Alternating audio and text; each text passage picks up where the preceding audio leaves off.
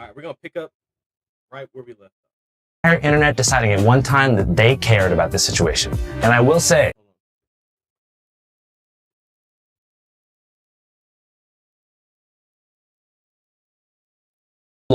lawyers and the entire internet deciding at one time that they cared about this situation. And I will say, whenever the legal stuff began happening to Channel 5, a lot of you guys showed up for us too. And I will never take that for granted. So seriously, thank you guys. But here's the thing I keep thinking about and realizing. Fundraising legal defense funds is a beautiful thing, but shouldn't necessarily be the plan every time. Because as a public figure, it was a bit easier, but many of you guys are not. And if you ever go through something like this, and plenty of you will, the question is not who would you want in your corner, the question is who would actually come to help. For almost everybody with a job, 2 kids, 5 roommates, and a pesky landlord, the answer is probably nobody. Most people don't have a YouTube channel.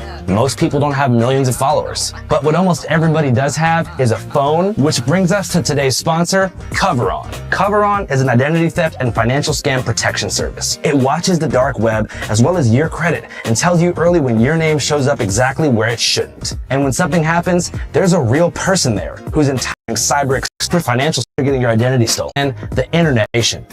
I'm sorry, but it's the truth. The warranty. Just scan the code on the screen or go to coveron.com/C5 and use code C5 because one scam can off with code C. All right, back to the video. So why exactly did the TRO expire? Did you appeal? I think our lawyers talked to their lawyers and we basically said like, hey, Ben had all these videos ready, like, because I think one of the main reasons the TRO got approved was because of how crazy they were saying I was going. Like, I read the document, it said I was making bomb threats, it said I was trying to burn the building down and shoot the manager and not just the manager, but everyone inside the building, you know? If you don't give it back, I'm going to burn the place down. Or we're going to burn the place down. Or I'll kill you. It's Ben Snyder who's been the one engaged in this behavior. I think if you're a court and you hear that, you're like, oh, well, we probably should stop this guy. He's a lunatic. Maybe by stopping this guy, we can save some lives, you know? So you can't really fault the court too much for that. But we know they're lying. They know they're lying. So I think our lawyers are kind of just like, hey, you guys lied to falsely take away Ben's First Amendment right. You guys are not going to be responsible for any damages he occurs because of this. And every day that passes is lost revenue from the videos he can't put out. Mm-hmm. So at that point, I think Bricks and Minifigs was kind of like, oh, like they were. I don't say this often. Probably don't say it often enough. W YouTube on that. W lawyers. W everything on that. The turnaround was insane. I've been watching this for a while now. The turnaround on that was insane. Contact the judge, like, please give him his freedom of speech back. Like, we don't want to be responsible for these damages. Whoa. I think that's what happened. That's just kind of what the lawyers told me, but I wasn't involved in that conversation, but from my knowledge, that's how it happened. So what went through your head when you're like, all right, I'm going to publicize these fuckers who are suing me. I'm going to put this on wax. I'm going to go through with a full expose. Well, they weren't suing me till after the video came out. Oh, okay, but they were contacting you privately, telling you to stop talking. This all happened, like, after the second video got put out. But you had a TRO before the first video came out. No, it was after. Okay. So you decided to just go ham immediately. Yeah. Nice. Because that was part of the first video. Was like, I'm going to get them to sue me. You know, like that was the whole, like, we steal from old people company. I was like, maybe if they sue me, then I can take them to Discovery, you know. So people don't know you created. We stole from old people thing. Bro, that was not only genius, but a company called We Steal From Old People, and their tagline was Bricks and Minifigs. Yeah, that's our motto. Yeah. So you created a motto to permanently corrupt the SEO optimization of this company. So now anytime someone looks them up, it says We Steal From Old People. Yeah, well, the point was just, I just really liked their business model. So their business model was they steal from old people. There's like multiple times them doing this. So I was like, well, if they can get away with it and make a bunch of money, maybe I should. So I set up my We Steal From Old People company. And then where did you get the inspiration? Bricks and Minifigs. That's our tagline. And then there's no law that says whether like the company has to be above or beneath the motto. You know, like there's no like law that says that, you know, so it's just We Steal From Old People and then Bricks and Minifigs. So that's just...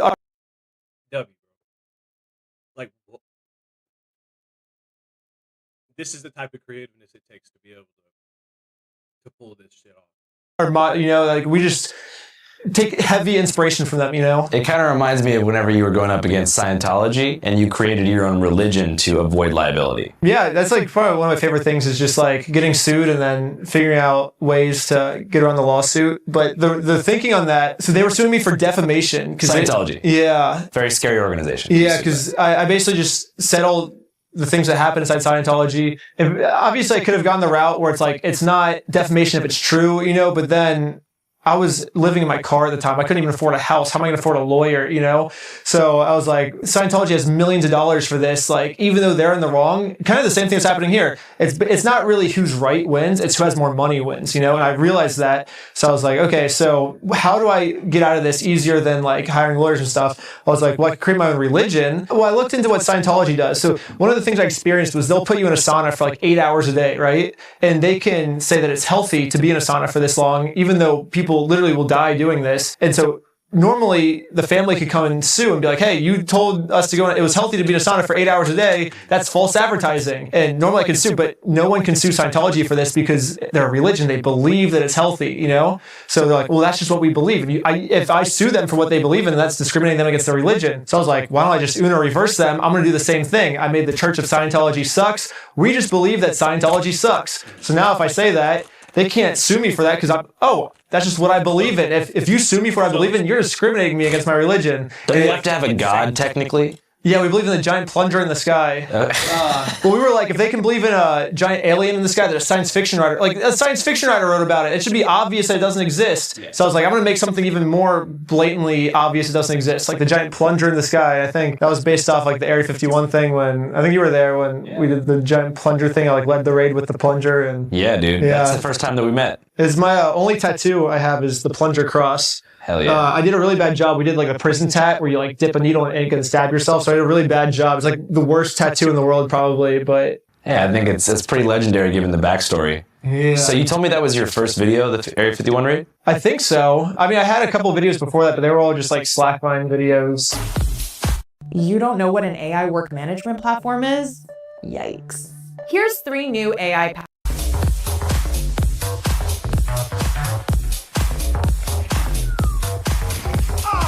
But that was my first video that wasn't about slacklining.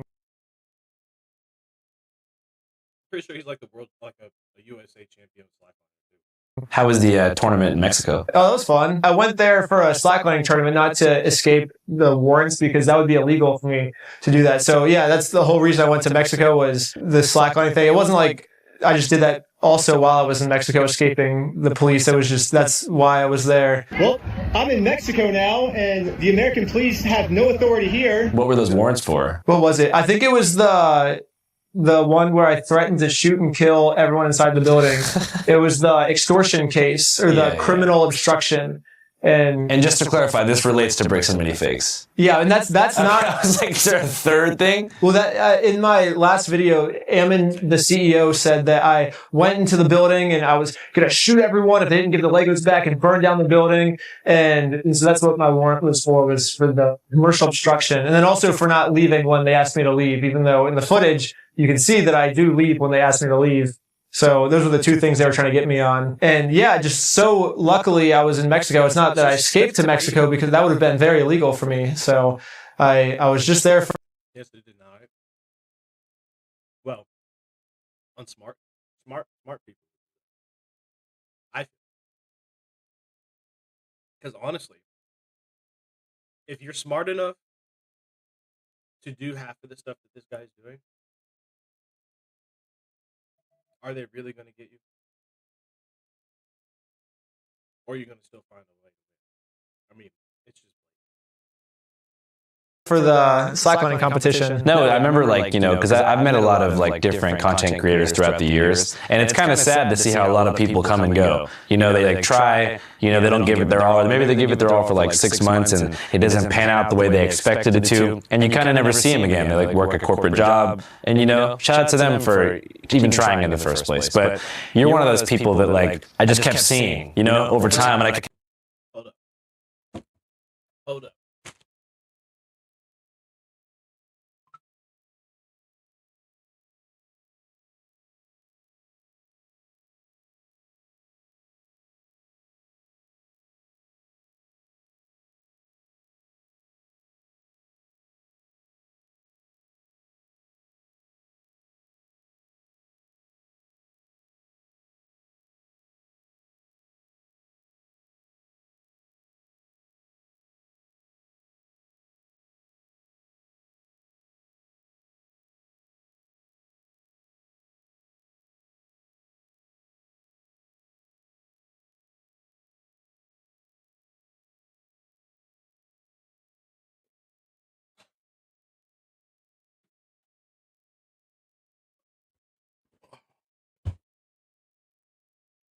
Had to grab a kept seeing you do like really sick shit as time went on. I think the Scientology moment was the first one where I was like, oh, this guy is not just like a prankster or like a typical, influencer kid that I would have met at somewhere like Area 51. And then I saw the McKay Manor stuff and I was like, damn, this dude is really like trying as hard as he can. And like one of my favorite quotes of yours is not about skill or talent necessarily, it's about persistence. Yeah, for sure. And I feel like I agree with you. People are like, you're so good at interviewing. I'm like, I'm actually not that good at interviewing. I just do it all the time and I haven't stopped. And so I feel like you've steadily like tried to make actual change with your stuff. Like I feel like you think Scientology is a messed up organization. Oh yeah. You thought McKay Manor was pretty messed up. Yeah. And I feel like you think the same thing about Bricks and Minifix. Not when I first started McKay. I actually thought McKay Manor was cool when I first did it. I just want to do like a cool like challenge. I love challenging myself because he's advertising there's like a 2-mile zip line, like a giant bungee jump. Like he said there was going to be like a half-mile like underwater haunted house that you'd go through underwater. Like it seemed like awesome, I was like, I'm down. Somewhere deep in Southern California, there's a place that brings your worst nightmares to life. The exact location is a closely guarded secret. It is the most extreme horror experience on the planet, where people's deepest fears become reality. People want to do this? And I provide it. And then, I got there and it turns out the whole thing was a scam. This is the fun stuff. Really? Yeah. It was just boring. So your issue with McKay Manor wasn't that you think like the waterboarding and the electricity stuff they're doing is messed up. You thought it was a letdown and false advertising. Yeah. So so to clarify, you wanted it to be worse. Well, I wanted it to be fun. I want.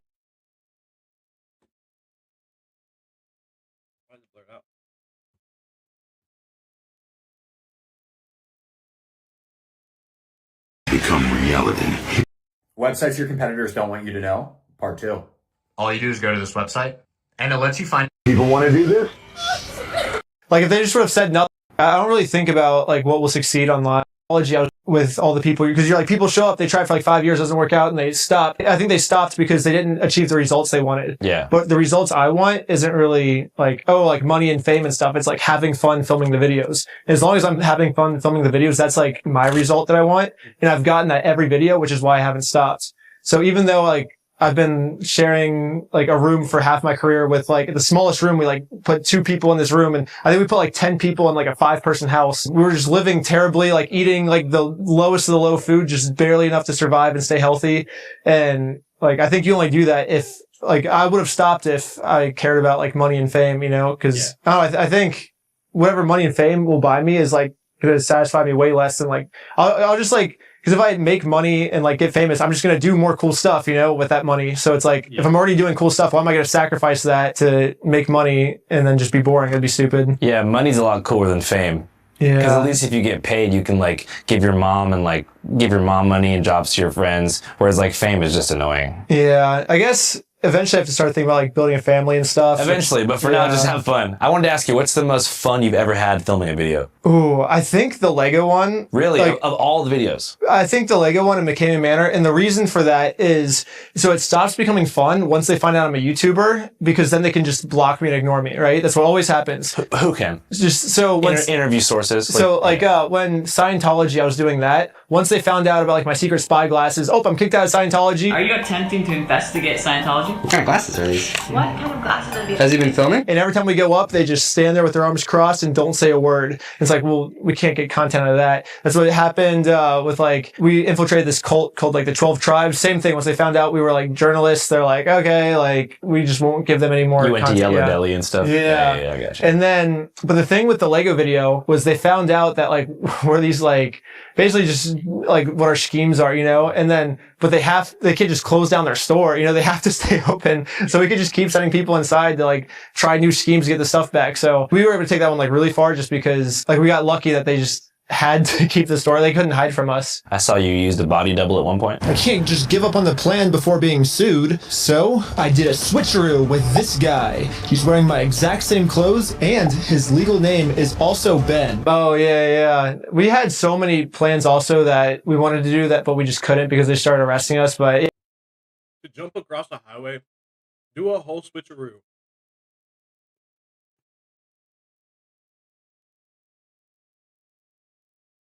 And find someone that's named Ben as well. That's up. Yeah, we were able to take that one further than the other videos, I think, because they just couldn't block us, I guess. Have they given any of the Legos back? Not from my knowledge, no. I think they're all just sitting in that closed store. They closed the store down. They could just unlock the door and it wouldn't even hurt them at all. Yeah. Have they made any kind of statement? Oh, they make lots of statements. Their main statement is, we tried to give Brian the Legos back, but sadly, he didn't want his own Legos back that he's begging for. He didn't want them for some reason. And then the other statement is, well, the previous owner, she sold all the Legos. She sold them all and didn't pay Brian anything. So their first statement is, we don't have the Legos. And their second statement is, well, we do have the Legos. So it's like, well, both statements can't be true. You know, it's like, what one is it? And even then, I think also both of those statements are probably both false. I want to do a bit for my next video where I contact their PR team because they're paying tons of money for PR right now. And so they're paying this PR team like tons of money. And in response, the PR team is giving them the worst advice ever. The PR team is basically just telling them to lie. So I want to make this like offer that I would honestly do Bricks and Minifigs PR for them for free because what would I get out of it? Like Brian would probably get the Legos back if they do the right thing. It'll help their business. But I think I could like get them out of this garbage, but they just have to listen to a few things. What would you tell them to do if you were their crisis PR consultant? Probably first to get out the inventory, because they claim they made an inventory list, but they're like terrified to give it to anyone. So the first thing would be like, hey, like probably make the inventory list public so everyone can see what's going on, like what Legos they have, what Legos they don't have. That would probably be the first thing. And then if there is inventory on the... No, the first thing is to give the Legos back.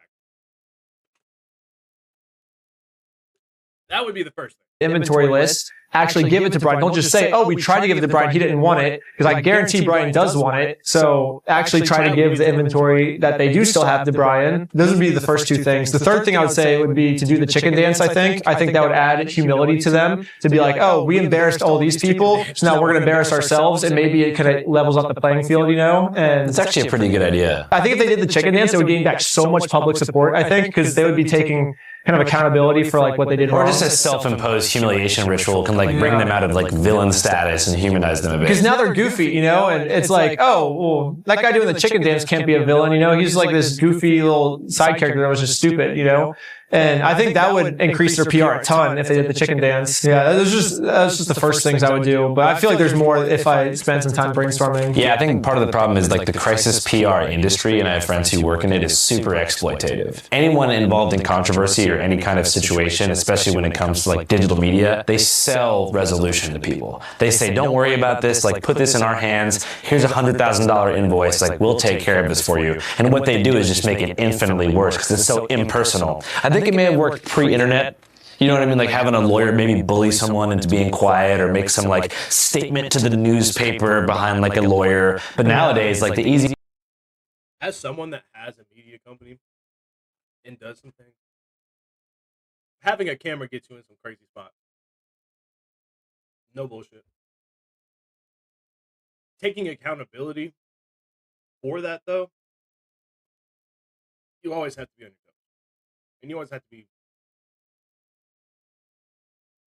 I don't know, you just knowing what I know, you have to be righteously responsible. The easiest way to air out the truth about any situation is the reckless Ben route. I'm going to throw this away. I'll be right back.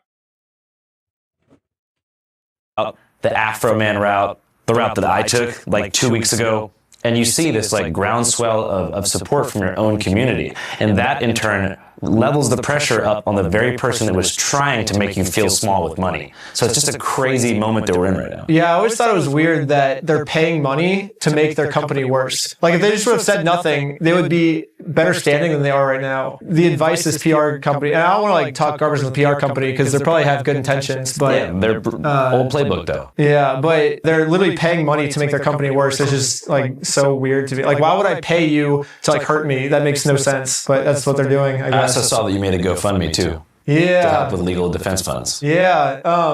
It's crazy. So I actually got arrested for that GoFundMe because they said I think cyber stalking was the official thing. I was putting the company on blast is what they said by making that GoFundMe.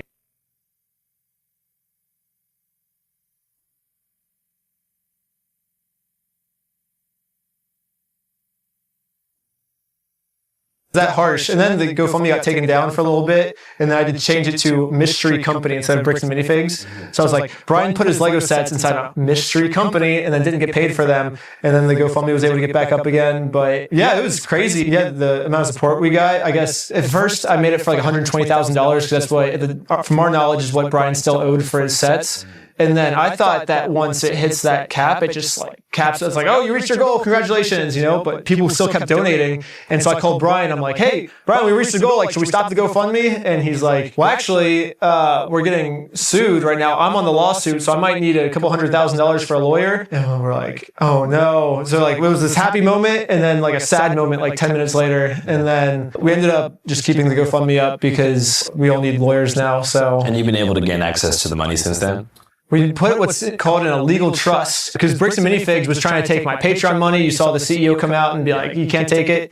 Imagine being able to build anything just by thinking about it. Meet Base 44.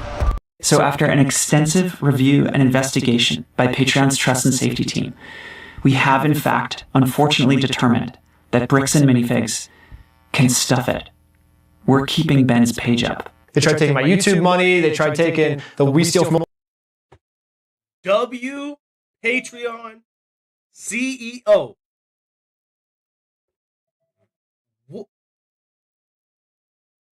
Plug Bricks and Minifigs.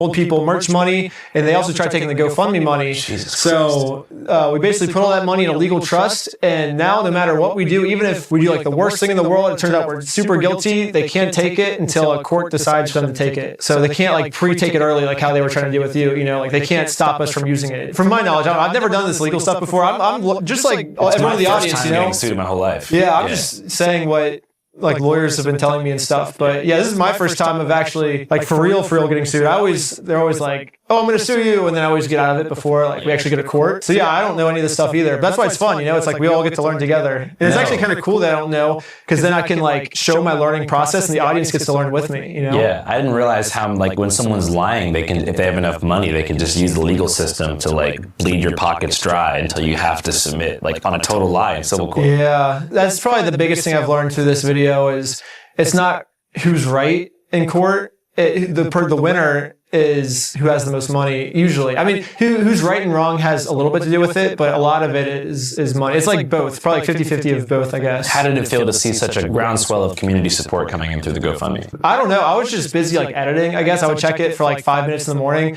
I don't really care about that stuff. I mean, it's cool that... But I mean, all these people like resonate with your story and like they want to make sure that you're not going to get screwed over by the law. Yeah, no, it's been like the most surreal, insane thing ever. Because, yeah, I don't know, like, especially for Brian, because he's just like some local dude who doesn't want to be like famous or anything. He's just like, how the heck is this becoming like the biggest story ever? Like, this is insane. Like, it just no one believes it. I don't know. It's definitely cool, but I don't know. I just want to do like cool and fun stuff. So it's kind of cool, like getting recognized and stuff now, but I think like the really cool thing is now I can like use all this to do like even cooler projects in the future, you know? Yeah, is there anything on the plate right now that you're super stoked about that you're willing to speak about on camera? No, I'm still undercover. Okay. I can say it, but you have to censor it. But I mean, I can say it and get your reaction if you want. But yeah. I'll censor it and I will emote a little bit to the camera. So oh, nice. But I'm working on 12 projects side by side, and most of them are already filmed. They're just the editing just takes so long. I'm like probably like 60 to 70% done with most of them, but most of them still like dead undercover, you know. But what's a good one I did that you might like? We snuck into month like under. He was like, oh Jesus. He'd be like, we'd change the story, then we'd go back and then come back. Oh my God. You guys are on a sick one. Yo. Ben, if you see this, I need these episodes. You need an editor? You need someone that's going to come work? Let me know. That, bro. For Andrew to say that you guys are on a sick one, and this guy be doing a lot on the level of like Brendan Buckingham and Tommy G, that's insane. That's amazing. You need me to censor that. Oh yeah, I can't even talk about that one yet. Okay. Yeah, We'll just. We're dealing with 2 felonies per person on that. So 2 felonies per person in a misdemeanor. So felony stalking, felony eavesdropping, and misdemeanor trespassing. Wow. Wait. So he's been sued by not just like 1 or 2, but multiple people on multiple. Bro, what? I mean, this is the life you chose. Yeah, and then will probably sue us after that one comes out too. But yeah, I think he might be good in that department. Really? He doesn't have much bread to pull from right now. Dang. He just lost a major lawsuit. I'm trying to think of another one you might like. There's just so many. It's kind of hard to like keep track of them. Has there been any motion as far as what we talked about with me trying to get you into that one country? Oh, I did tell you about that one. The guy reached out. I've been just kind of busy with some stuff, but that'll happen soon though. Yeah, you've been helping me out with another one. We can't say what that is yet, but we can. You told me the premise. We can say you're helping me though. That's cool. Yeah. Andrew gave me like a huge win on it's like one of the biggest videos I'm working on. That's probably one of the biggest ones. As soon as I heard that story pitch, I was like, man, that's going to be one of the best documentaries ever. Yeah, you kind of saved my life. You actually might save my life. Maybe like without this information, I would die. You know, like actually. Based upon your plan beforehand, I think that's quite likely. Or at least be in prison for a while. Whatever happened with HBO shelving one of your projects? That was the. That's they just got scared, and there was like 3 other videos with that thing. They were all kind of connected, but yeah, they just got scared that we're like talking about like super elite people that could maybe influence investors with HBO and that's why we just launched a streaming platform called. What? See, this is why I do what I do, bro.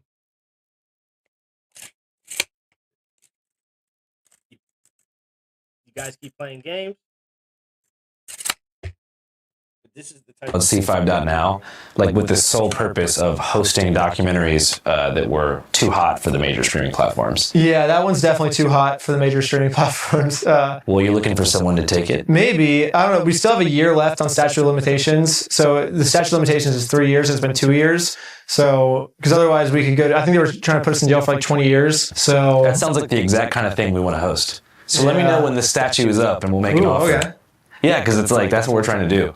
Like any documentary that like is the subject of a lawsuit that makes it so the streaming platforms don't want to touch it, we'll take that liability on. C5.now. We have 5 films on there right now. Film number 1, The Art of Protest, made by the homies over at Indecline, who we interviewed a few months back. Film 2, Rat Film by Theo Anthony, set in Baltimore, investigates the lives and times of the rodent population through the eyes of the people who love the rats of Baltimore, study the rats of Baltimore, or are paid to execute and trap the rodents of Charm City.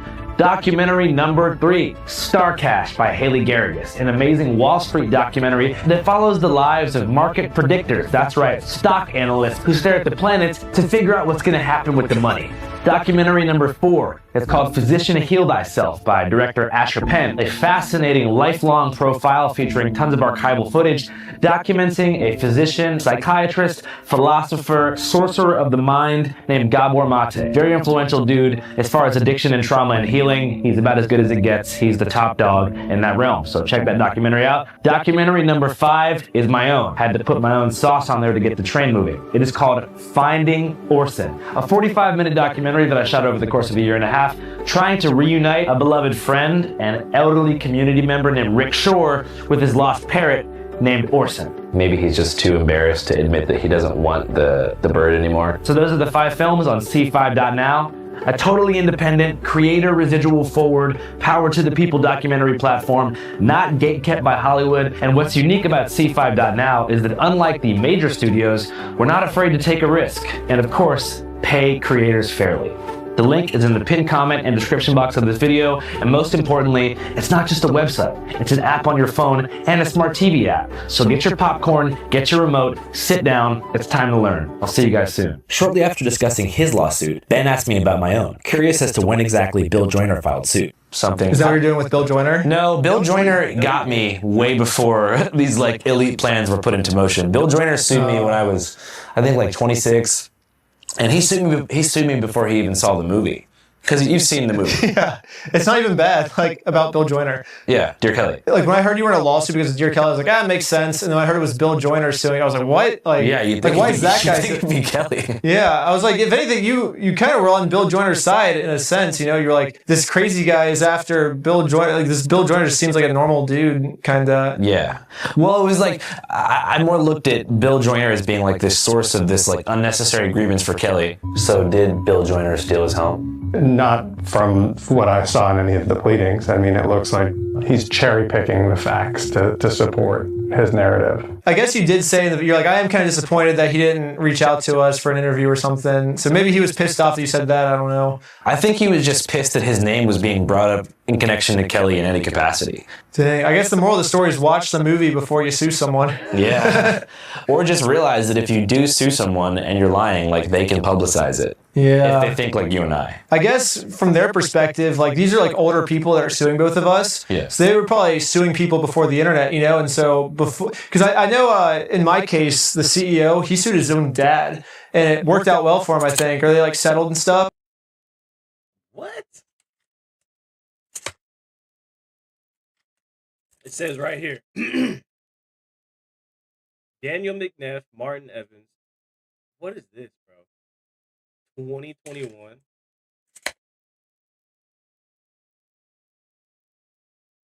On some labor, bro? I mean, if it's necessary, sure, but like, your dad?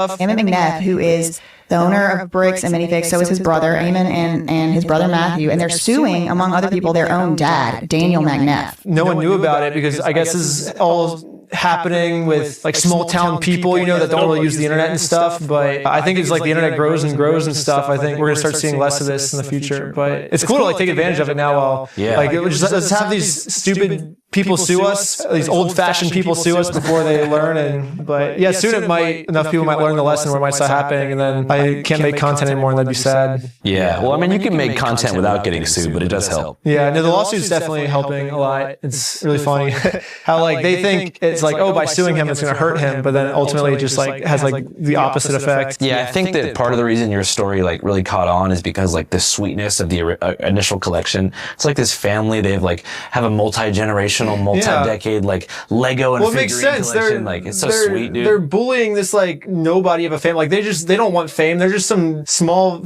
like rural middle class family, you know. And it's like, why would this corporation try to bully that? You know, it just makes no sense. I don't know. It's just such a sad story. Like it's like, just give the Legos back, you know. But hopefully this is a lesson for all future corrupt companies. Don't be corrupt, or else we'll go and infiltrate you and expose you to the world. Why do you think the support has been so intense for your case in particular? Like, what about it made people really galvanized to like want to donate and just follow the story with such scrutiny? Bricks and Minifigs is forever going to be a name that lives in infamy, I imagine, from this point forward. A $200,000 Lego collection went missing, and after seeing the cops point guns at YouTubers, people get arrested and sued for $1.3 million, I decided enough was enough. I think a lot of people have been screwed over by the police and also like big corporations, you know, like how a corporation will screw you over and they're like, oh, contact our customer support. And then you're like, if I had to guess,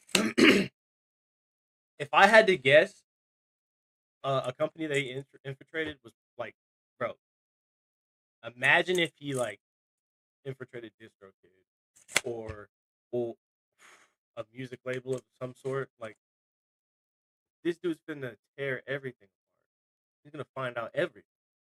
customer support for like 5 hours, and you're like, oh, this can't get solved. So the next day you call them for like 5 or 6 hours, and like, sorry, we can't help you, and they hang up. And it's like, it's like people getting like in my world, it's a lot of people like getting their Instagram accounts deleted or YouTube accounts deleted. It's just big corporations screwing over little people, and then there's nothing the little person can do because they don't have power, and so I think I went about it in a way where I didn't do it like the Mr. Beast method, what I call it, where it's like I just throw a bunch of money and resources, because then it's just like, oh, now we're fighting power with power. Yeah. But the way I went about it was I did it from the perspective of someone with no resources or anything, like no lawyers, no nothing. Like I did everything a lawyer would tell me not to do. We kind of stood up to this company, and we kind of defeating them with literally no resources and just from our creativity. And I think it kind of does send a message of like, oh, like you're getting screwed over. If you're creative enough, you can stand up to this big company too, Yeah. Because if I would have done like the Mr. Beast method, like when I watch a Mr. Beast video, it's when he helps out people. The only thing I think in my brain, he built like 100 wells for people in Africa. And I'm just thinking like, well, he can only do that because he has so much money, like if I had $1 billion, I could do that easy peasy, and it doesn't really inspire me to go out and do good things myself, but, so I try to do this a little bit differently where it was like, well, if you're smart and creative, like, like all the schemes we came up with and stuff, it's like, you can stand up to this person. You just got to be creative, and yeah, like what you said about like, the bureaucracy of like people picking up the phone for customer support and just take notes. Any content creators watching, take notes. You just spit some super facts. feeling like they're a human lost in a sea of robots.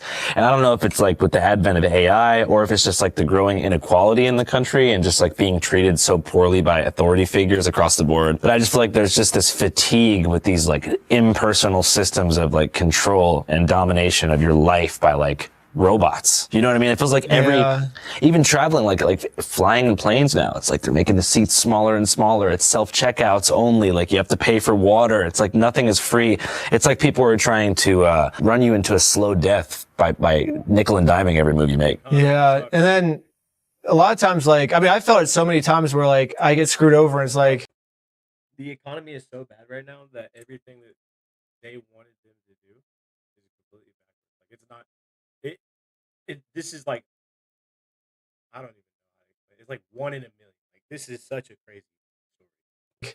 I'm in the right, but there's nothing I can do because I'm just some person with like barely any money in my bank account, you know? And yeah, I think a lot of people felt that feeling and they're like fed up, you know, and they want to see the small guy succeed, you know? I think that also explains some of the support for Luigi Mangione. Yeah. You know what I mean? Like if the manifesto is real and he killed the, CEO of a health insurance company because they denied a healthcare claim for him when he was going through a back injury, if that's true, it would make sense that the support is like people see no solution. And they're like, well, this guy just did something crazy and outrageous, but we all are affected by this common problem. So like he's a voice for us. I'm not saying that you're the same, but I mean, yeah, I don't want to kill Bricks and Minifigs. No, but you essentially killed their reputation. I mean, no matter what happens with this case, no matter if you go to jail for 127 years or 20 years, or if you're... I didn't even realize how big... I didn't even realize how big Bricks and Minifigs was. Because there's one here where I live in Arkansas. But whenever I went to initially go make a post, there was so many Bricks and Minifigs accounts on TikTok, Instagram, YouTube, and they were all separate. Like they were all in different places. So, dude, they got bread. They got bread for days.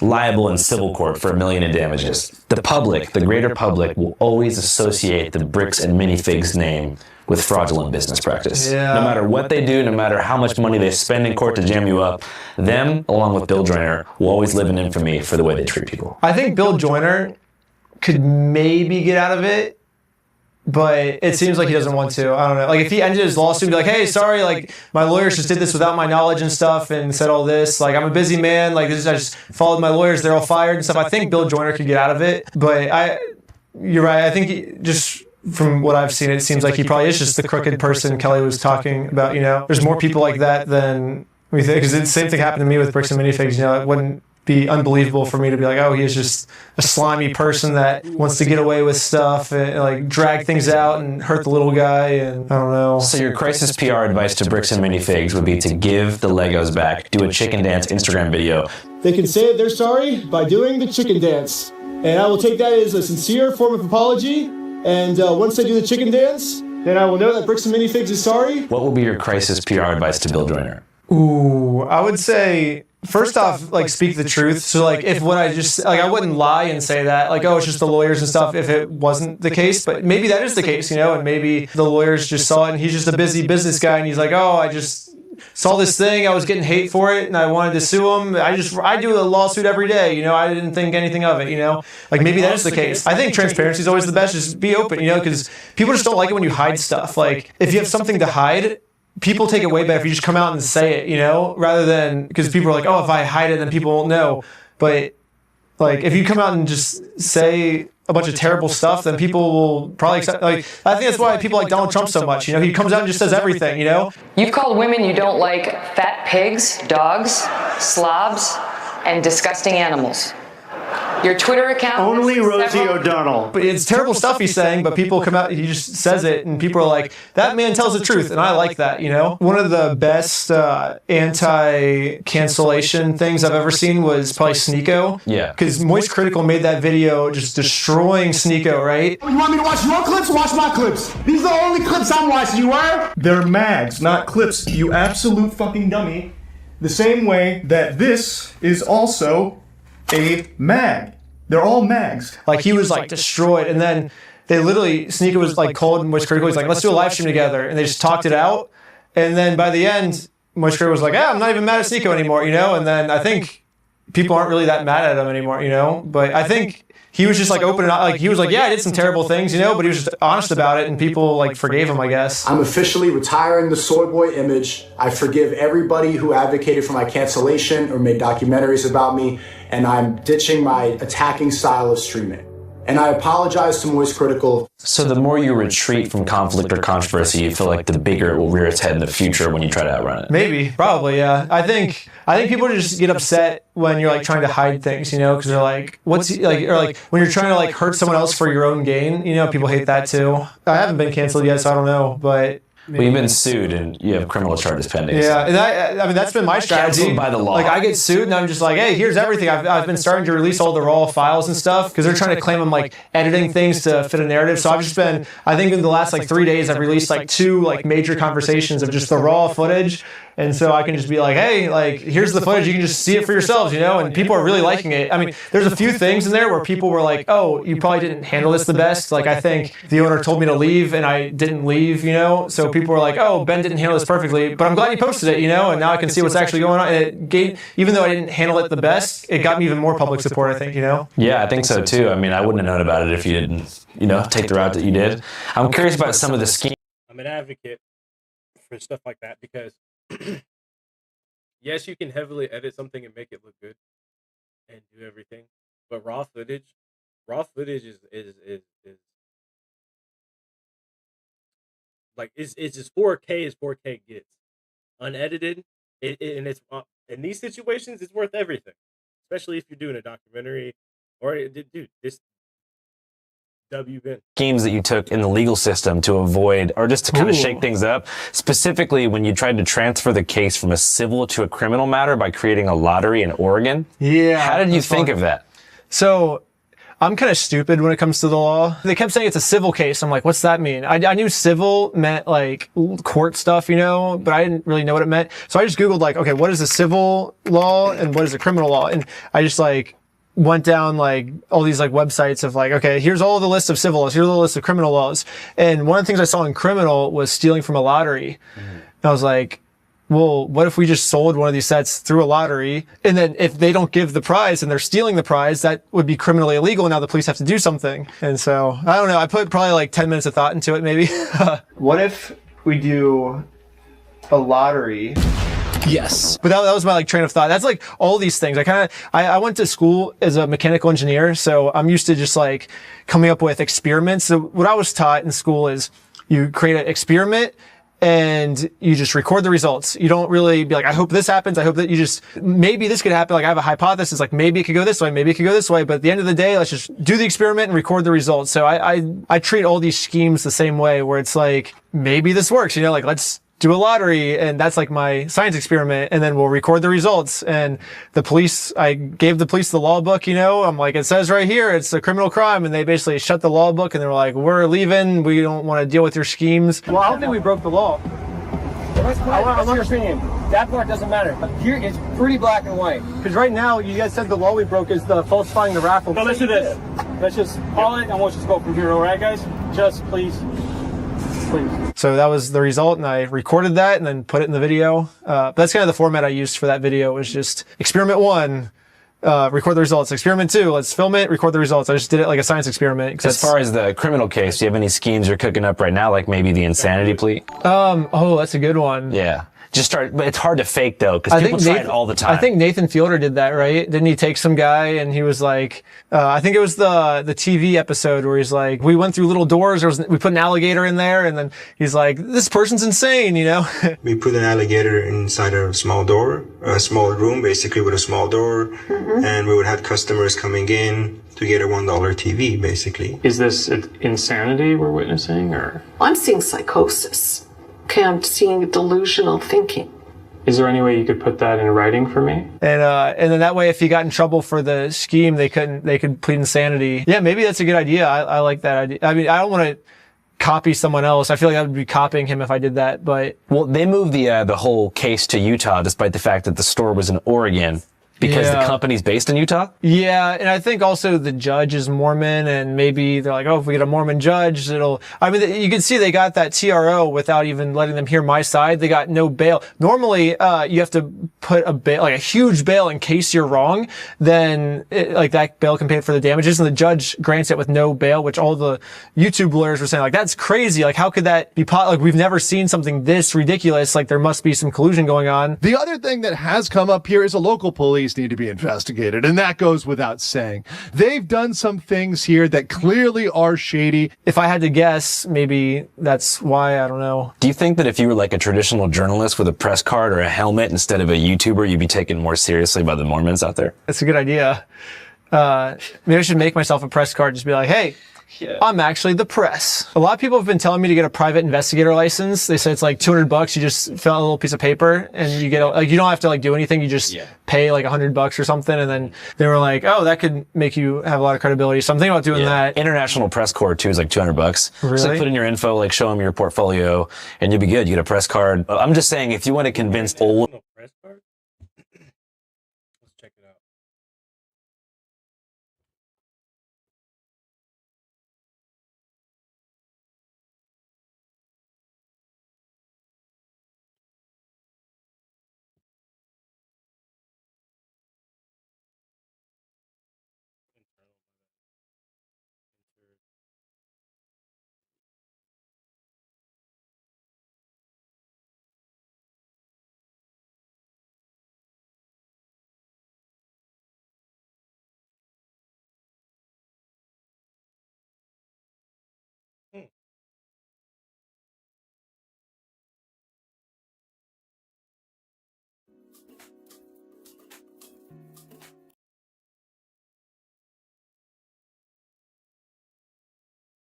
Around the world.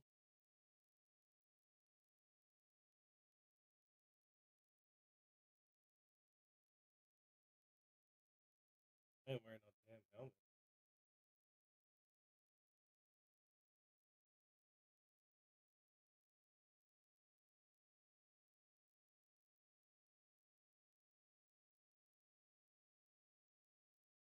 Let's see if we can do it. UNITED.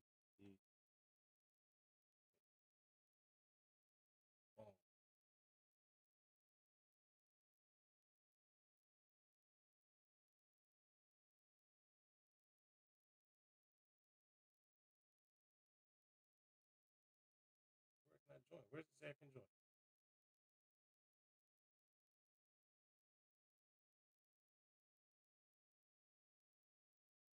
Washington, D.C. is far. They're all in New York. Wait, what did he say to do? That was too far.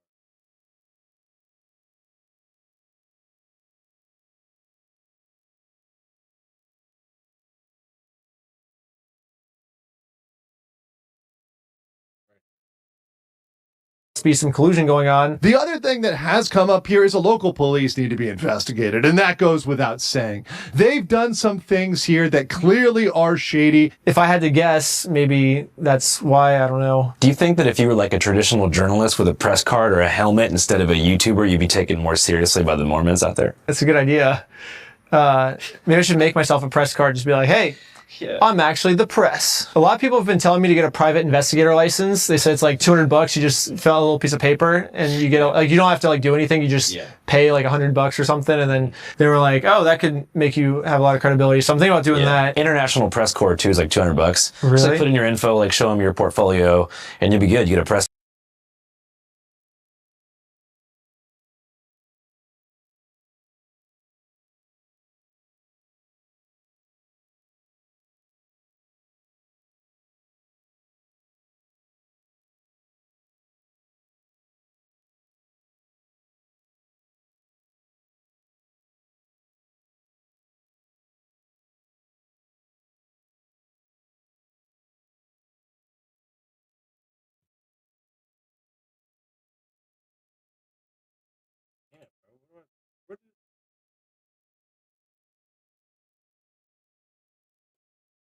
What? International Press Corps too is like $200. International press.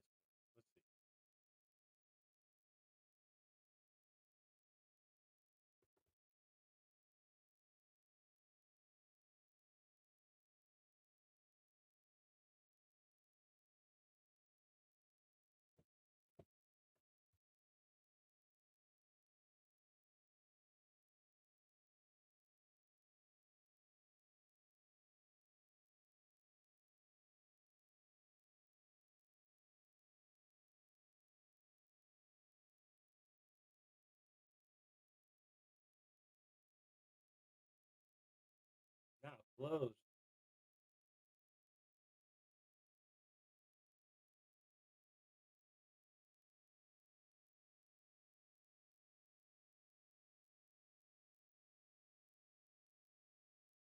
I don't know. Really? So put in your info, like show them your portfolio, and you'll be good. You get a press card. I'm just saying, if you want to convince old authority, like boomer institutional, that's not fun, because then the audience is going to be watching at home. They're like, oh, well, Ben can only get away with this because he's the press, you know, or he's a private investigator. Like, I want to do all my schemes from like the point of view of like the person sitting at home. Like, I want the person at home to be like, I could have done that, you know? So do you think everybody being sued right now should just make a YouTube channel? Maybe, because if you're not a good storyteller, no one's going to watch it. Yeah, it's true. You'd have to like get some broadcast lessons or like figure out how to package a story for entertainment value. Any extroverted person getting sued, I believe, should create content of some form if they're, you know, innocent and being bullied in civil court. What would be cool would be to like start a podcast where we could have those people on, you know, and then they just like tell their story. And then it's like if the podcast is already has a lot of subscribers and already has like a fan base, then people could hear their stories, you know?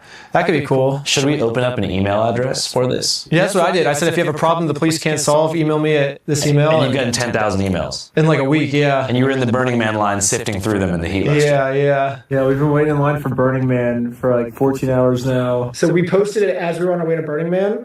And the line for Burning Man, because it rained, I think it was like a 22, 23 hour line. Actually, no, we were actually in the line for over a day for sure. So there's like 3 of us just like going through the emails for like a whole like 24-hour period. And that's how you got the minifigs lead. Yeah. And all my other leads, yeah. Oh, sick. So the users really help you like get new stories to cover. Yeah, no, people, you have a bigger audience than I do, so you'll probably even get more than that. Well, half the time it's like people lying because they want to hang out. Really? Yeah, like remember we opened up editor applications? Half of them just showed up and they're like, what's up? We're like, can you edit? They're like, no, but I'm really trying to learn how. I love your shit. I'm just like, no, dude. Well, I appreciate the enthusiasm, but like the hard part about hiring editors is like we have a very specific vision of how we want things to be. And when you hire someone, it's just like if they can't hit it exactly, it just feels like you're wasting time. Yeah, it's so sad. Yeah, but I really think you should get some editors. I just hired 5 editors. Dang. I used to have 2 or 3. Now we have 8. Whoa, that's sick. Yeah, because that's like the main thing. Like most of my videos are already filmed. They just need to be edited. It sucks. You said you have more than a dozen videos in the chamber right now? Yeah. Dude, you got to get some editors. Yeah, I know. Well, I did just hire some like a couple days ago, but I haven't really seen any of the drafts yet. Because that makes your life so much easier, especially like, you're like me. We love to be in the field. We don't want to be sitting in an office all day editing. Oh, I love it all. I love storytelling. I love filming the stuff. I love turning it into something that like I feel like I'll enjoy in the future. I love everything, like the whole process. The only part, I love the positivity, but for me, I don't know if it's a repetition thing, but just like the process of Adobe Premiere editing, I don't know, it's become this like pet peeve where I'm just like, oh my God, because it's just so administrative and like clerical. Like I'm just not very like techie, and I wish I could film every day. My favorite part is the doing. And like I love filming. I'd say so too, yeah. I love filming and posting. I love seeing how people react to stuff, and I love capturing it. But everything in between just feels like nails on a chalkboard for me. Yeah, I don't know. It's a good little like break for me of like to like recap like what I did and like learn like, oh, I could have done this better, you know, because you don't really capture your mistakes when you're filming because you're like so in it, you know. But then when you're like back at the editing thing, I'm like, oh, I could have done this better. I could have said that. I could have been better here. Like, oh, I chickened out, but like now I'm in the editing room. Like, why did I chicken out? Like that wasn't scary. Like, you know, now that I'm like not feeling the nerves and stuff. So then next time I film, like, okay, I'm not gonna go back to the editing room and be pissed off that I chickened out again. So I really got to do it, you know. And I feel like it gives me like extra pressure to go harder. I don't know. So I like it, but it would be cool to have some helpers though. You definitely need some. So where are you living nowadays? I know you're from Ohio, but you're living in a car in LA for a while. Do you have a home? I do now, yeah, just in Hollywood. Oh, sick, like Hollywood proper? Yeah. Like Walk of Fame style? No, East Hollywood. Oh, that's a great area, man. Have you been to the Bolt coffee shop on Sunset? No, I don't go out to eat, really. I just eat the same food every day. Because I want to spend all my money on YouTube videos, you know? Oh my God. I just meal prep like every Monday, and it lasts a week. It's quinoa. Well, it used to be pasta, but I upgraded to quinoa. Nice job. Because quinoa is way healthier. It's a little bit more expensive. Before I couldn't afford quinoa, so that's why I did pasta. But I finally upgraded to quinoa. I just put in like 6 or 7 vegetables, like broccoli, green peppers, like...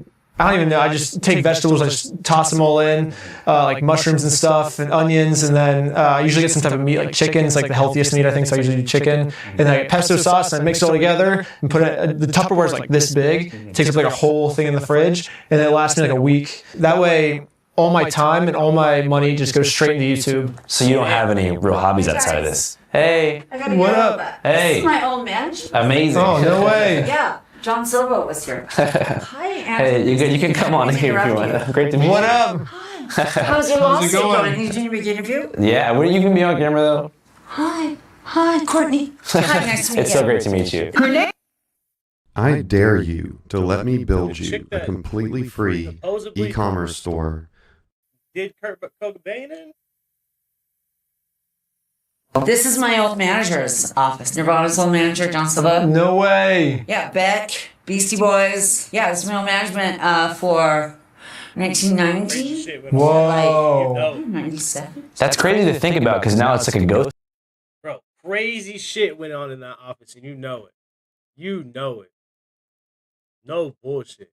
Town around here. Fucking, yeah, I used to come up here all the time. Yeah, you was. Money, drugs, dances. In this room? Yes. In this room? Yeah. This is the corner office. Danny Goldberg. Of this floor? This room. Right Whoa. here. Corner office. Who worked here? John Silva. First Danny Goldberg. Then John Silva. Oh my God. Whoa. So you've done drugs in this room before. Well, yeah. Dances.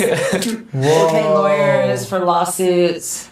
Wow. PC journalists. I did a few interviews in here. That's pretty cool. It'd be awesome to get. Are you like, clearing up misconceptions? Is that what you're doing? Well, thankfully, the internet's fully on his side. Yeah, I know. I'm on his side. We're all on his side. We're on the opposite side now. We're on his side. Crooked judges. We're the journalists being sued. What do you think about the ongoing lawsuit? I'm fully on Ben's side. We're all on. Yes. In your decades of experience in this kind of game, do you think he's going to come out on top? Yeah.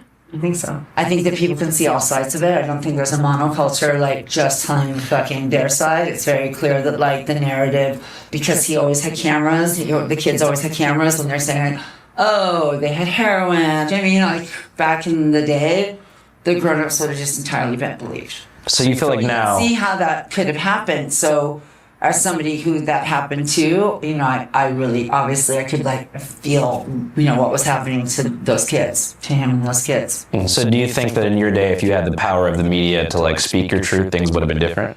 Of course not. No, but I mean, like if you had a big platform, like, I mean, you came up in the pre-internet times. Yeah, I came into the monoculture, like fighting these grown-ups in this, you know, it's like, it was pretty futile, but it's really nice to see you guys like take control of shit. It's really great.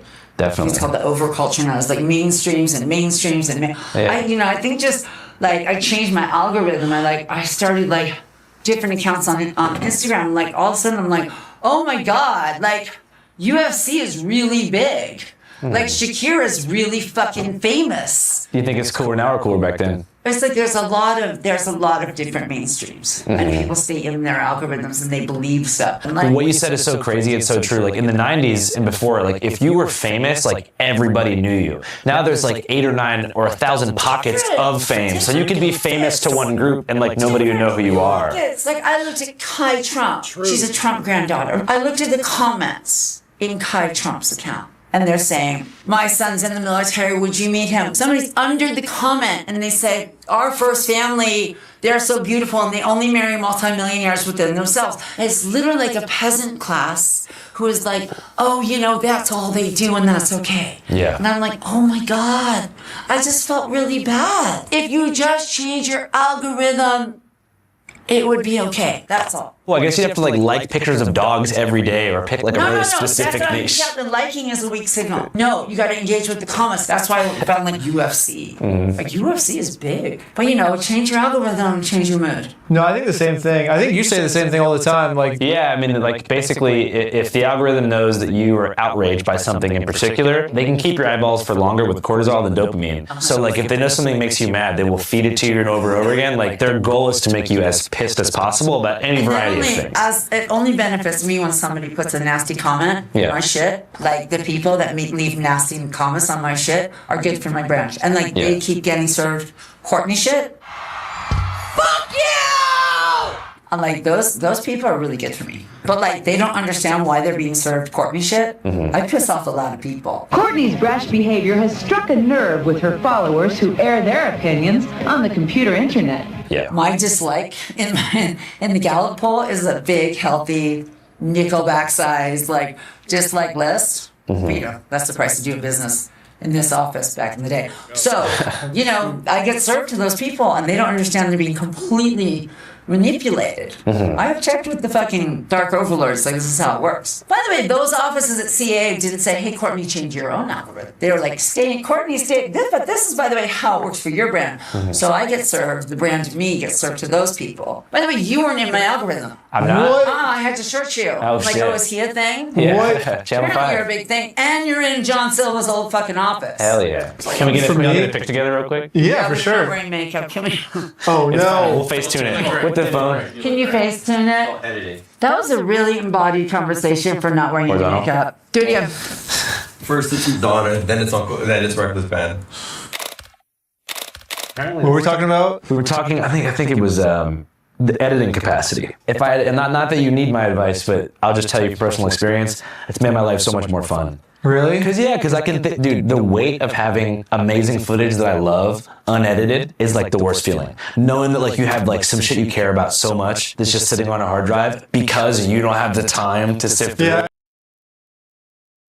I have like two whole YouTube videos I need to edit too. I feel him on this, bro. I have the one where it was the 2025 NCAA baseball tournament in Nebraska, and then there was a protest at the same time going on. So it was like a ton. It was crazy. But I have that one to edit still. I just released one of them though. That's the only one I have left, I think. But I did do the Grateful Dead one. It's just a bunch of footage of me being Gonzo film. But that one meant a lot to me. So I can definitely understand where he's coming from on this. And I got to the point where I was just like, you know, fuck it, I'm just gonna drop raw film and do everything raw and minimal editing and just like this is dope. That's my situation, yeah. Dude. They're dropping gems in this, bro. Dude. It's like so much footage, yeah. I just haven't had the time to edit it yet. Yeah, I was gonna say it's like having AIDS, but it's not. Having AIDS is worse. Yeah, I would rather have footage than AIDS. Yeah, for sure. Oh, no. But having unedited, I mean, you know, we were talking about how you kind of don't have many hobbies because of the YouTube grind. Yeah, I haven't worked out in like 2 months. It sucks. I usually work out every day, and it's been just so busy. What do you do when you're in there? So I rock climb. usually, and then muscle ups, like one arm pull ups. Oh, because like, you're skinny enough, you can do crazy calisthenics shit. Yeah, like human flag stuff. Yeah.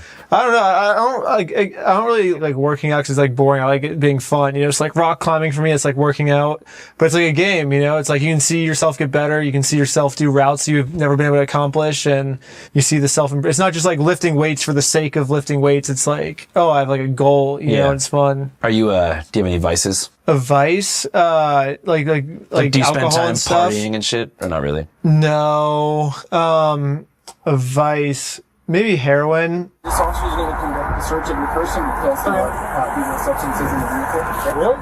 No, I'm just kidding. I've never tried heroin. Trying to think. No, probably not really. Oh, Like you don't go to like Dairy Queen at 2:00 in the morning and just like get yourself on like a real preschool. No, I just eat that same food, breakfast, lunch, and dinner. Because they say no man is without vice. I'm wondering, like, whenever you want to get out of your grind set mode, is there anything that you do that people would say, geez, that guy's nuts? I like exploring abandoned buildings and stuff. That's fun. That's pretty crazy. I don't know if that's a vice. It depends who do you it for ask. fun. Yeah, maybe it's a vice. I mean, urbex is definitely so maybe breaking the law is the vice. Yeah, but I don't do it in a way to hurt people. I do it for like exploration, you know? I'm trying to think of other cool vices I have. I guess that counts, just like breaking into stuff. Just like something to kind of like stimulate that part of your mind that's like, I'm breaking loose. Oh yeah. I'm trying to think. I don't know. Usually I just film everything I do. Usually I'm either filming or editing. I feel like that's like pretty much it. Cause that's like what's fun for me, you know? Anything else, I'm just like, oh, I'm kind of like if I was to like go out to eat or something, you know, I'd be like, what's an hour I could be spending editing, you know? I could have just like made a quick meal in like 5 minutes and I could have been like eating while watching raw footage, you know? Like, I don't know. I'd just be like sitting there, like doing nothing. I'm like, I'm wasting time. If I had unlimited time, I would love going out to restaurants. You know, it'd be so fun, but like, it's just not my top priority. It's like a low priority, you know? It's not like I don't like it. It's just not my top priority. But it seems like you do it because you love creating content and like capturing investigative footage, unlike Clavicular, who's like just doing it because he feels like he'll lose status without, you know, metric success online. Oh no, that's so sad. Dang. I watched that interview. That's actually how I found out about Clavicular, was from your interview. I thought it was really funny how he stormed off. If you want to be completely disingenuous, that's fine with me. I guess there's just no point to continue. All right. Thank you for your time. Thank you. All right. But it was weird with him because everything was going pretty well. Yeah, it seemed like it was like a good interview, and then I think he wanted me to, you know, ask him about looks maxing advice because he thought I was cripplingly insecure about something, which I'm not. I mean, if I had, are you really happy with how you look? Oh, definitely. In the morning, you really? If I had a dream situation, I would be 10 pounds lighter. Because I'm 196, I would be 186 or 185. Really? Yeah, and I would get rid of all acne forever. But that's basically it. I think those things are doable. So like, I wouldn't seek looks maxing advice because that would imply that I need like peptides or bone smashing or some kind of protocol. I'm pretty sure if I stopped drinking beer, went to the gym more often, and just, you know, was on a balanced diet, I could deal with those things. I didn't want to tell Clavicular that because he was fishing for like any insecurity to sort of take control of the conversation. To then sell you a product. It's like what Scientology does. They find out, oh, where are you unhappy? Oh, we have a solution. And they give you the worst solution ever. Yeah. I feel like Clavicular would probably do the same thing. Yeah, he would go far in Scientology. Well, you're not happy with how you look. You gotta smash your jaw. Yeah, and he's used to truly like talking to people who like view him as like a legend, and they're genuinely like have weight problems, like severe aesthetic issues. What can I help you with? You want to start looks maxing? And, you know, they're paying him, how do I get sexy, Clav? And he's like, here's what you got to do. Take Ozempic, inject steroids into your ass and lift. Is he allowed to advertise steroid use? Because I've heard the same thing. He just advertises like steroids and stuff. I mean, there's no one to fire him. I mean, not fire him, but like sue him. Like when some parents be like, oh, my 16-year-old's doing steroids. This influencer told him to do it. And he paid money for that. Is that like a suable thing? I mean, I'm sure looks maxers die all the time. Really? We had one die a few days ago from injecting something widely promoted by Clav and others. He started doing the gold injections. The gold was for two reasons. One was for looks maxing to change the skin color. The issue there is that Clav isn't making these methods up. They're common methods in looks maxing. So you can't like sue a culture. Like Clav goes on looks maxing forums for information about what to do to make himself have like an angular jaw or a facial harmony score, as they call it. You'd have to like sue the movement. Maybe Bricks and Minifigs could do it. You know, you'd have to have a lot of money. But okay, back to the legal stuff. Do you think that the U.S. is in need of court reform? Do you think people should be able to sue each other to the extent that they're allowed to right now? It is so strange to me how, it's like the more money you have, the more likely you are to win, which doesn't make any sense to me. Like, I think in other countries, isn't it who's ever legally in the right should win and who's ever legally in the wrong should lose, I think. Yeah. I think some other countries operate that way, but nobody America has our civil system except us. Our legal system in the civil courts is like a joke. It's insane. So then what's the solution to that? I've thought of what's the problem, what's the solution? I haven't thought of a solution because what's the solution? You fire all lawyers and just have me fight against you, but then what if I don't know the law? Like you should probably have someone, I should be able to hire someone, and if I can't afford one should be appointed to me, which we have. So, but then the one that's appointed you is bad, and I'm the public defender. I have a right to be here, and I have a right to stand here and represent sit down. clients. If you want to fight, let's go out back, and I'll just beat Let's go your out ass.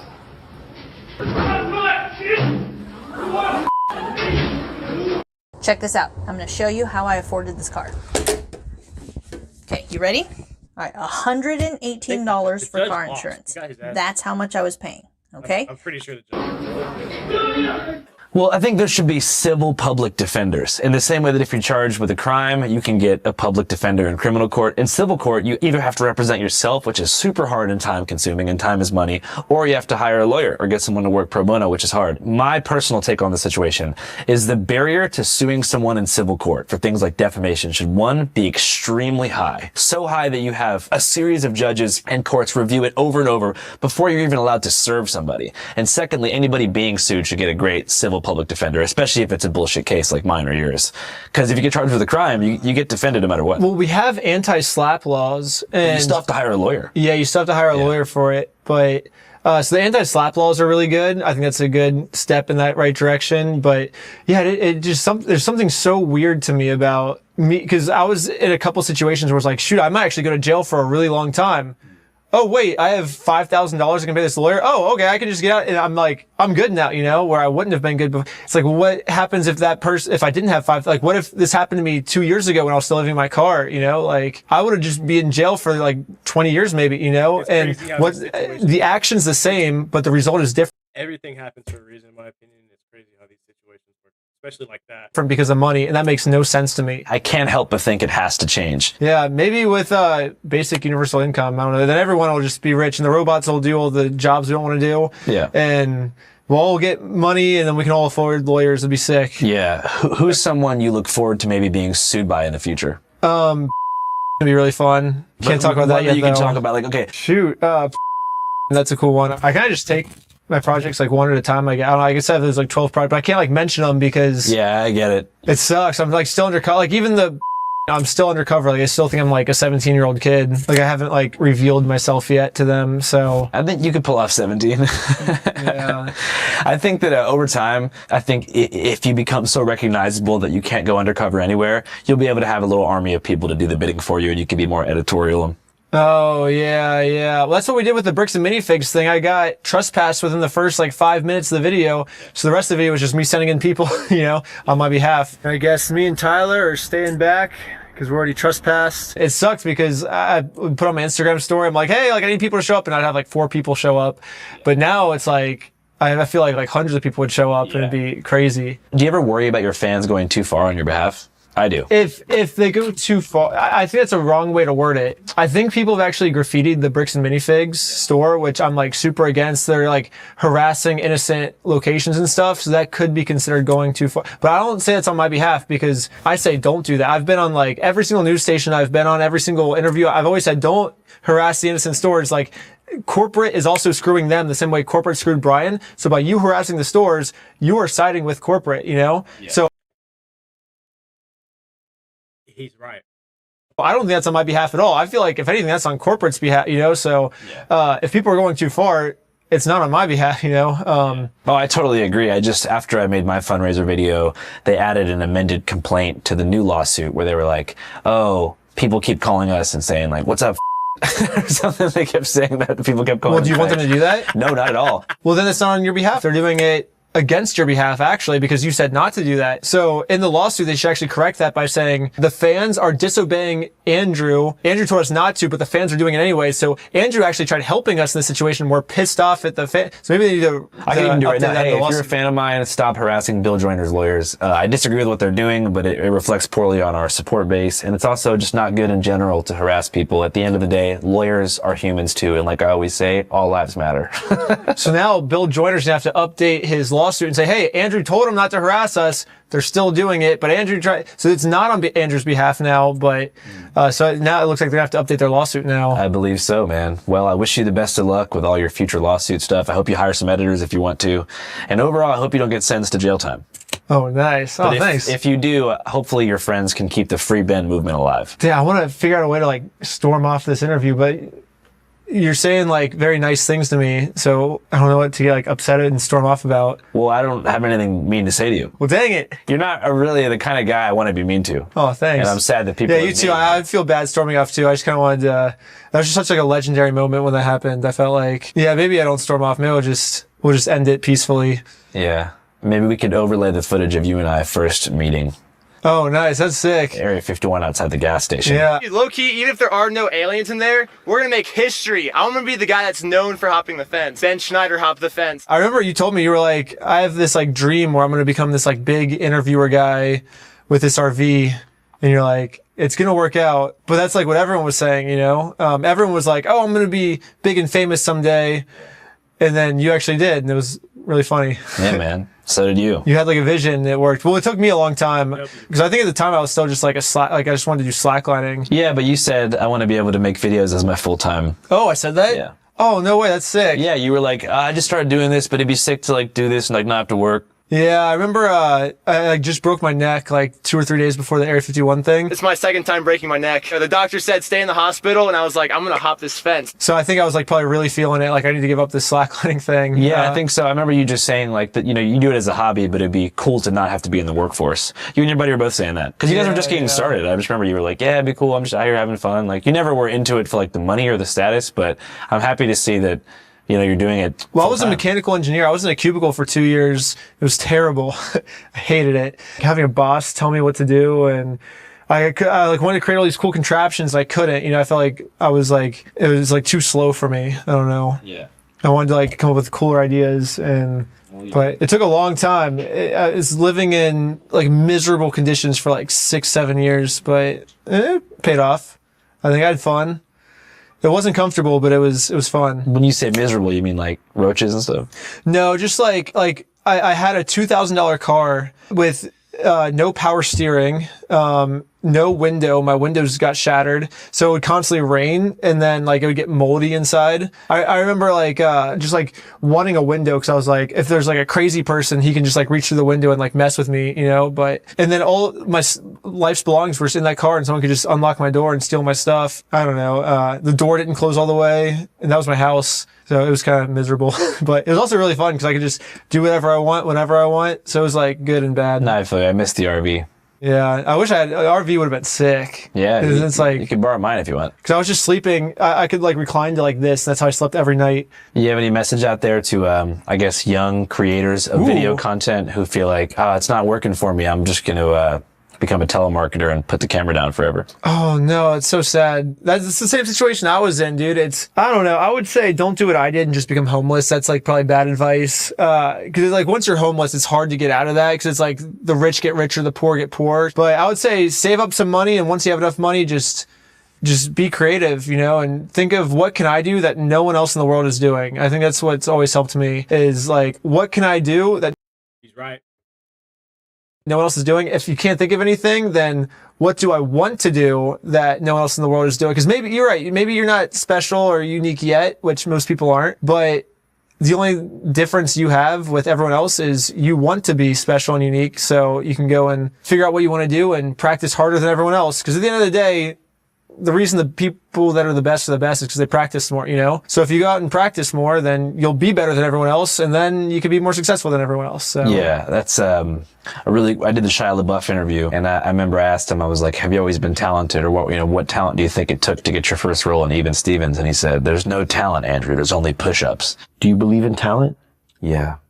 Tell me. I think as an interviewer, like listening is a talent, but I do look back at certain things. That's a skill. Okay, so talent would be like juggling, or which is also a skill. Being able to exhale for 2 minutes straight without which is also a skill. So then, by that criteria, I guess there's no talents. Correct. There's only push-ups. And it's true, like, nobody's born talented. Just go out and do a lot of push-ups and you'll be the best. But essentially, it's just like, I get the metaphor, practice doing what you're doing every day. Don't be afraid to fail.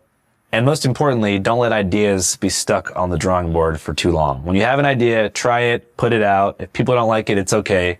Lessons learned, do it again, try something new. I can't even tell you, man, how many amazing documentary filmmakers I know who are sitting on like earth-shattering, paradigm-shifting footage. And they have been for like 5 or 6 years, but it's sitting on a hard drive, already edited even. But they're such perfectionists about it that they can't put it out to the world. They're scared of being judged. They're just scared of, I don't know what it is. They just can't bring themselves to put themselves out there in the public sphere. That's the other thing is, no matter how good you think you are, your first video is gonna suck. Like I do this exercise that I tell people a lot. I say, who's your favorite YouTuber? Go to the oldest setting and watch their first like 3 videos and watch how garbage those videos are. And now think to yourself, can I make a video as good as these videos? Probably yes, And okay, so I'm at the level that my favorite YouTubers were at when we're first starting, right? So if I just do whatever these YouTubers did, I will be there in like 5 years, Like if it took them 5 years to get good, then if I just do whatever this YouTuber did, I will also be there in 5 years, Cause pretty much everyone starts at the same place, which is we suck, Oh, he's spitting facts. If you look at my first couple of videos, they all suck. And all of my favorite YouTubers, all their videos suck too. So we all started out the same. We all suck when we start out. I made a semi-scripted documentary film called George's Addiction about my buddy George. He couldn't stop smoking cigarettes. That's my first video. I don't even know if you could find it on YouTube, but it was just about how George couldn't stop smoking. And then like the footage was so bad that I had him just like, improvise with like scripted scenes where I was like, go try to buy cigs without paying at the store. Hey man, can I get, give me all your fucking cigarettes, man. It's just like slow motion videos of him like crying because he didn't have enough money for cigs. I'm like, yo, just do fake crying. Like it's literally like the worst video I've ever seen in my life. But I was proud of it at the time. That sounds like better than most first videos I see. Like, Mr. Beast, his first like 300 videos were just like the most garbage videos ever. And now he's the biggest YouTuber. I mean, you even had your channel before All Gas No Breaks, right? So you had a lot of practice before you even started this new channel. So if people go to watch your oldest videos, they're probably not going to suck, but it's because you had practice beforehand. And by the way, if you're inspired by Channel 5 or All Gas No Breaks and you want to make your first interview, man on street style interviews, don't make it about minorities invading quote unquote different parts of the world. I know it's an easy way to get clicks for yourself, but negativity has a very short lifespan. So keep it player and make people's lives better. Shoot, I think people are doing that. That's so sad. That's the easiest cop. That's what I hate so much about all my bastard children online is that they take what I was doing, which is like giving a voice to people on the street who don't have like a platform, and they're like doing the agenda of like the current US government and going to like different minority neighborhoods and like antagonizing Indians with questions about shitting on the street, or like asking Jews like how much money do you get from the government, or like asking black people like why do you do so much crime, and they package it as investigative and they use AI keyframes of like like whatever the stereotype is, and these videos do like 10 million views, way more than anything positive, and all the comments are just like, I haven't even cracked 1 million on a single YouTube video yet. Our country's being attacked from within. What?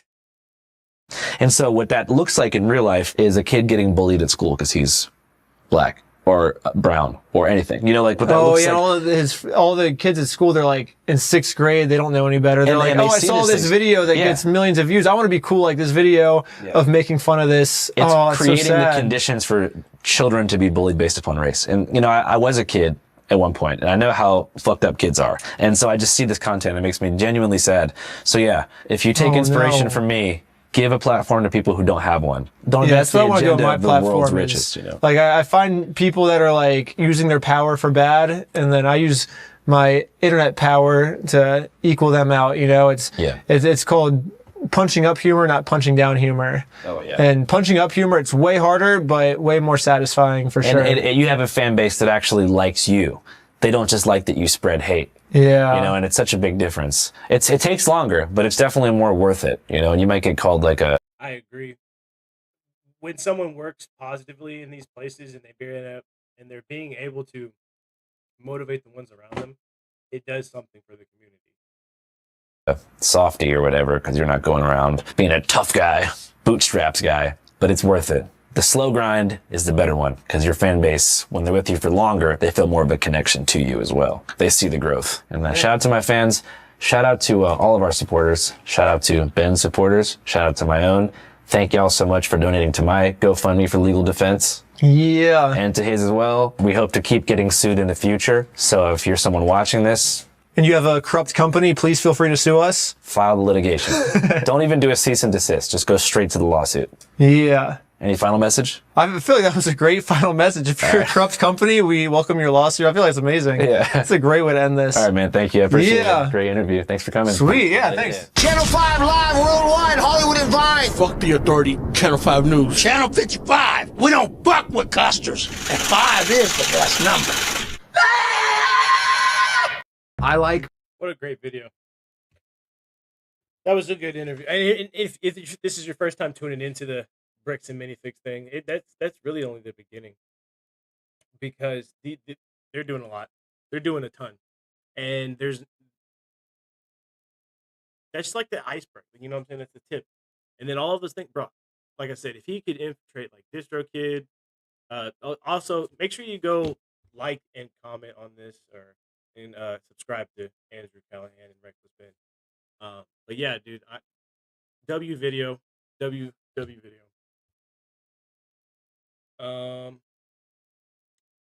Yeah, pretty much like they were dropping gems in that. Make sure you guys pay attention.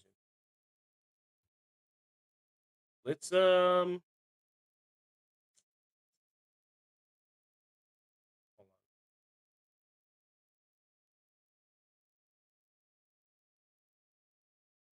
see.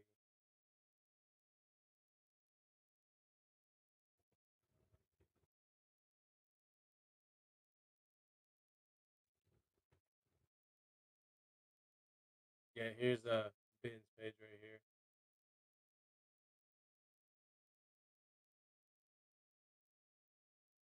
Yeah, that was 2 weeks ago, so that's the most updated piece of content he's got. Yeah, he only does one short.